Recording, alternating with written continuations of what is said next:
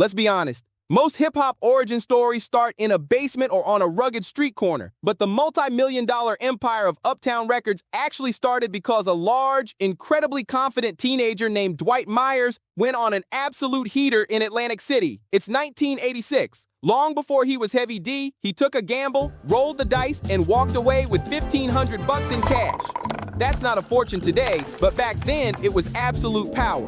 Most kids would have blown it on clothes or a car, but Heavy D had a corporate brain hidden behind that smooth exterior. He gave every single penny to his neighborhood producer, DJ Eddie F., to buy an early computer. That exact machine engineered the demo tape that made Andre Harrell lose his mind and launch Uptown Records. It's wild to think about. No Lucky Casino run, no 90s R&B as we know it.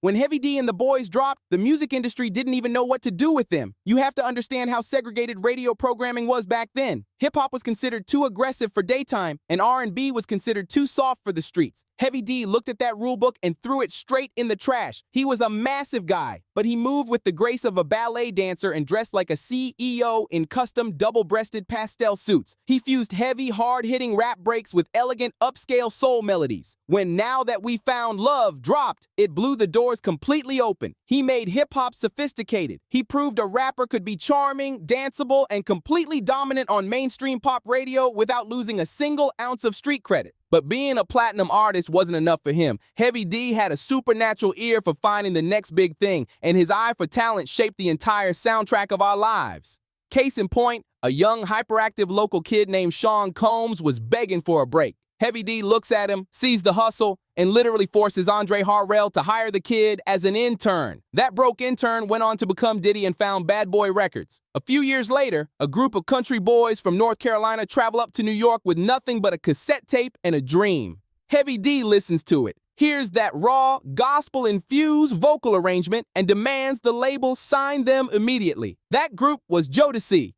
But he didn't stop there. He championed the R&B group Soul for Real, executive producing their multi-platinum debut album Candy Rain, which spawned the massive #1 Billboard R&B smash hit Candy Rain and the follow-up hit Every Little Thing You Do. He signed and executive produced the fierce hip-hop duo Lost Boyz, bringing their street-certified energy into the mainstream with their gold-certified debut album Legal Drug Money, giving us timeless hood anthems like Lifestyles of the Rich and Shameless, Jeeps, Lex Coos, Beamaz and Benz, and the tragic storytelling masterpiece, Renee. He even discovered and crafted solo hits for Monifah, producing her brilliant smash singles I Miss You and the club anthem, You.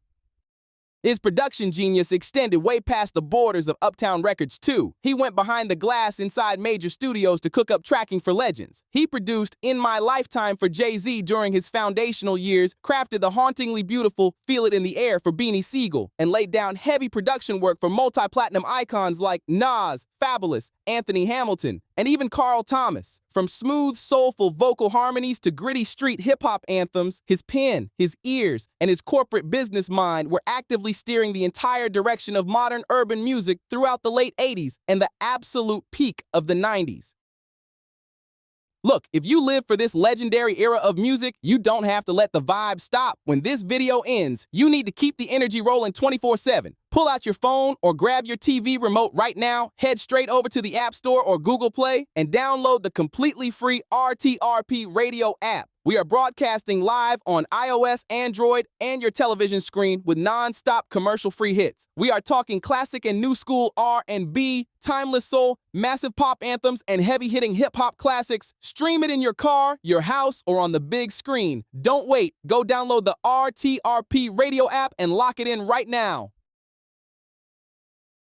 Heavy D wasn't just dominating the radio waves either. The man was an absolute trailblazer on television and the big screen. If you grew up in the 90s, you heard his voice every single week because he wrote and performed the legendary, ultra-catchy theme song for the iconic Wayans Brothers sketch comedy show In Living Color. He didn't just stay behind the mic, though. His natural charisma made him a standout actor, landing memorable, recurring roles on hit television shows like Rock, playing the character of Joey, Living Single, The Fresh Prince of Bel-Air, alongside Will Smith, and a series regular role on Boston Public as Big Boy. Later on, he brought that same commanding presence to mainstream hits like The Tracy Morgan Show, Bones, and Law & Order Special Victims Unit. He easily transitioned to Hollywood feature films too, turning heads with critical parts in the gritty drama New Jersey Drive, the Eddie Murphy and Martin Lawrence comedy classic Life, where he played the character Goldmouth, the Oscar-winning drama The Cider House Rules, the dance phenomenon Step Up, and Ben Stiller's comedy Tower Heist.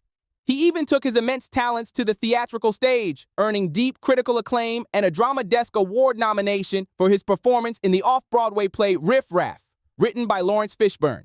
By 1996, he broke the ultimate glass ceiling, becoming the president of Uptown Records and later the senior vice president of A&R at Universal Music. We tragically lost the Overweight Lover in 2011, but his blueprint is carved into everything we listen to today. Next time you hear a classic 90s groove like Now That We Found Love, Is It Good to You, Nothing But Love, or his legendary crossover pop features with Michael Jackson on the hit single Jam and Janet Jackson on All Right, pay some major respect to the Overweight Lover. He was a brilliant businessman, an elite visionary, a Hollywood actor, and the true, undisputed king of the New Jack Swing era.